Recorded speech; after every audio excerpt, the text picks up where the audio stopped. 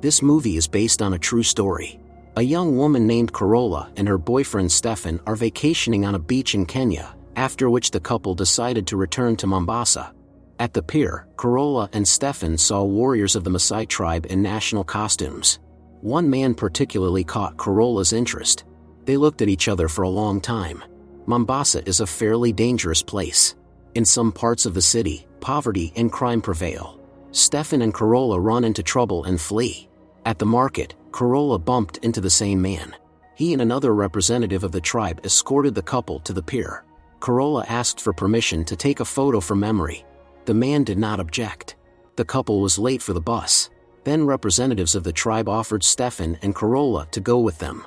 Stefan considered it a bad idea, but Carola understood that these people could be trusted. The warriors helped them get to the hotel. Learning that the men were going to a Christmas disco, Carola wanted to go with them. Stefan was strongly against it. In the end, Carola left without him. She offered her new friend, whose name is Lemalian, to dance. There was an immediate attraction between them. Suddenly Stefan intervened, grabbing Carola rudely by the arm and leading her away from the party. Carola couldn't sleep all night. The next day, looking at the photo, she couldn't stop thinking about Lemalian. Stefan was shocked when Carola said she wasn't going with him. He realized that his girlfriend had fallen in love with the savage. She didn't try to deny it. Carola was firm in her decision and stayed in Mombasa. In the evening, she learned that Lemalian had gone home to his native village. His tribesmen explained how to get there. The journey would require taking a bus with 2 transfers. The next day, Carola bought a bus ticket to Maralal. The journey took 13 hours. Carola was looking forward to meeting her beloved. She admired the African nature. The town was small. It was nothing like Switzerland, where Carola came from, to Kenya. As advised by Lemalian's tribesmen, Carola first found a woman named Elizabeth, who invited her into the house. Carola admitted that she was here for the Maasai warrior. It turns out that Lemalian lives even further away, in the small village of Barceloi, where there is no electricity, water supply, and other benefits of civilization. The Maasai are engaged in agriculture. In Elizabeth's opinion, it is impossible for a white person to survive in such conditions. However, this didn't scare Carola. She is determined to find her beloved. But Elizabeth says she doesn't have to go anywhere. For the Maasai, it doesn't matter what a woman wants, so Lemalian himself will find Carola if their affection is mutual. Later, Elizabeth explained to her new friend the traditions of the Maasai. Men are forbidden to eat in the presence of women. They are also forbidden to eat what a woman has cooked. In the evening, Elizabeth told her about her Kenyan husband named Moses, who is from the Kikuyu tribe. According to their traditions, women have no rights, and only men may dispose of property. Carola is confident in her feelings. When she first saw Lemalian, she fell in love at first sight. This had never happened to Carola before, but she has been waiting for 10 days already, which is a bad sign. However, this night, Lemalian came for her. Carola followed her beloved without hesitation. It turns out that Lemalian and his tribesmen were staying in a local dormitory. Lemalian asked everyone else to leave the room. Passion arose between the lovers immediately. Everything happened differently than Carola imagined. She had conflicting feelings and hurried to leave. Later, Lemalian found her crying and asked if she would stay with him. Despite her doubts, Carola decided to go with him. The path went through rocks under the scorching sun. Carola was not used to such physical exertion, unlike the beloved and his tribesmen. As Elizabeth said, civilization had not affected this place. Lemalian brought his beloved to the tribe, living by traditions and orders that were foreign to modern humans. Lemalian immediately introduced the bride-to-be to his mother. It seems that the women got along. Carola was invited to enter the hut, which served as a dwelling. She doesn't understand the local language at all. Fortunately, Lemalian knows her native language. Everyone in the tribe looked with interest at the white woman. Carola tried to ask them where Lemalian was. Later, she saw her beloved participating in a gruesome ritual. Noticing Carola, he gestured for her to leave. Carola felt like she was in the Stone Age. She was not used to living without basic things like electricity and running water. In addition, there were many insects here. Lemalian returned at night. Carola wanted to hug her beloved, but it seemed that it was not customary for the Maasai. People in the village wake up very early. Carola was very unaccustomed to the local food. During the day, Carola watched the villagers who were busy with some work. On the same day, Carola met Father Bernardo, who had come from Italy. She asked for permission to go with him to the city to buy something. However, Bernardo, who did not look friendly, said that the car was only used to transport the sick. A representative of the local authorities came to the village and said that it was forbidden for white people to live here. If Lemalian and Carola do not get married, she will have to leave. Carola and Lemalian went to the city to register their marriage. In the public shower, Carola felt ill. She waited for Lemalian until late at night. The couple stayed in a cheap hotel. A Maasai warrior is not allowed to eat with a woman, but Lemalian ignored this rule. The next day, the couple went to the migration department, but the guard refused to let Lemalian in like that. To avoid provoking a conflict, Carola took her beloved away from there. They went to the market and picked out pants and a shirt for Lemalian. After that, the couple spent time in the hotel. At night, they walked around the city. At some point, Carola lost consciousness. Lemalian immediately took her back to the hotel. He took care of his beloved all night, who felt very unwell. In the morning, Carola's fever got worse. Lemalian did not know how to help her, so he just hugged her. Later, he went for medicine. It turned out that Carola had contracted malaria. It is one of the most common diseases here. Soon Carola recovered. Using a landline phone, she called the mother in Switzerland and told her that she would now be living in Kenya. Carola also asked the mother to send her some money.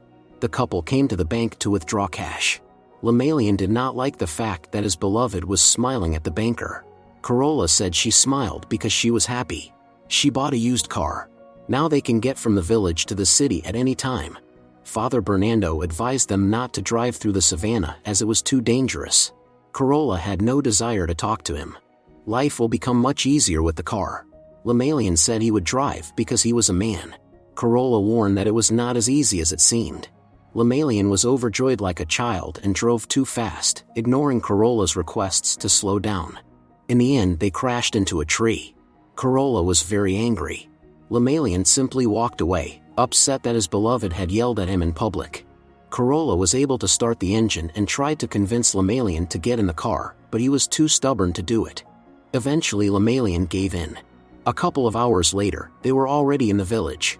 Only now did Carola realize the mental chasm that separated her from Lemalian. She wants to return to Switzerland for a while to say goodbye to her family and sell her store. Carola promised that she would return soon and they would get married. Soon Carola had dinner with her family. When she announced that she was getting married in the savannah, everyone was shocked. The mother did not want such a fate for her daughter. Carola sold her store. When she saw Stefan on the street with his new girlfriend, she was even more strengthened in her decision. Soon Carola returned to the tribe, as promised. Seeing his beloved, Lemalian ran towards her and embraced. Nothing will stop their happiness now. Carola gradually integrates into the tribe's life. Lemalian's mother realized that her daughter-in-law was pregnant. Carola intends to get married in a white dress, although it goes against the Maasai traditions. Father Bernardo tries to dissuade her from this dubious idea, but she is determined to become Lemalian's wife. Everyone in the village gathered for the wedding. The people sang ceremonial songs and celebrated until late at night. Father Bernardo was also present, but no one objected. Finally, Carola and Lemalian became husband and wife. Once, Carola saw women gathering around one of the hut where a young girl lived. Carola was horrified to learn that circumcision was practiced here. Carola begged Lemalian to stop it, but he said it was their tradition. Not receiving support from her husband, Carola turned to Father Bernardo for help. However, the priest did not want to interfere with the traditions of the local tribe, who had been practicing this for centuries. Soon Carola visited Elizabeth and told her that she was 4 months pregnant. Elizabeth was very happy for her. Lemalian accompanied his wife. She shared with the friend her plans to open a shop in Barcelona and become an entrepreneur. Lemalian thought the idea was a bad one. In his opinion, their village did not need a shop, but Carola did not accept his arguments. She didn't want to eat sugar and goat meat all her life. The conversation was interrupted by a frightened boy who said that a pregnant woman was not well. Asma, a woman from their tribe, lay on the road in pain. Carola realized that she had to take matters into her own hands and asked the men to help move Asma into the car. However, Lemalian ordered his wife not to touch Asma. Nobody was going to help her because they all believed she was bewitched. Carola begged them for a long time, otherwise Asma would not survive. In the end, Lemalian complied with the wife's request, and then left at once. Carola was taking Asma to the city, but on the way she had a flat tire, so they couldn't make it to the hospital. Carola panicked, realizing that she couldn't help Asma. The woman tried to drive her away. Carola couldn't stop crying, listening to the screams. Soon after replacing the tire, she arrived in the city. By that time Asma passed away. Carola was very sorry. Later, Elizabeth said that she and her husband were moving next week. Moses had been offered a good job elsewhere. Carola is depressed. She admitted that the longer she stayed here, the less she understood Lemalian. Elizabeth said that to an ordinary person, the traditions of this tribe would always seem alien. Nevertheless, Carola opened her shop.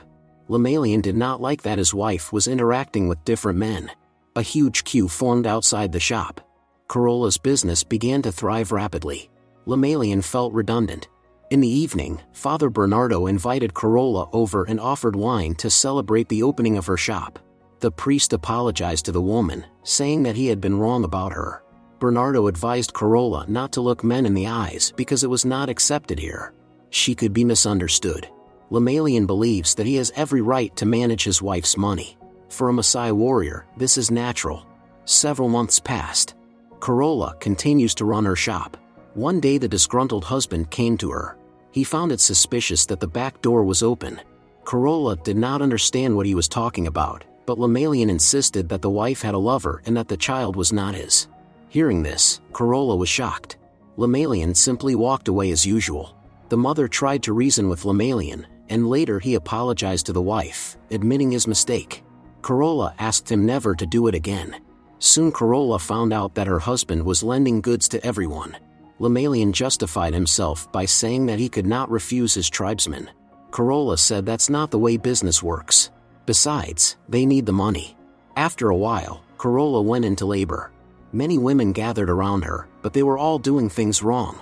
Carola realized that without professional medical help, she and her baby would not survive. That same night, a team of medics flew in and urgently took Carola away. She was taken to the hospital, while Lemalian waited for news in the village. Soon he made his way to the city. Carola and their daughter were okay. The parents named the baby girl Sarai. When Carola had fully recovered, they returned to the village. Seeing the mess in her shop, Carola was very unhappy. In addition, her husband had spent almost all the money. Carola returned to work. Angry customers demanded goods on credit again, but Carola refused them. The woman found it increasingly difficult to find an understanding with her husband. In addition, her refusal to give goods on credit caused trouble with the villagers. Lemalian doesn't like that his wife strives to be independent.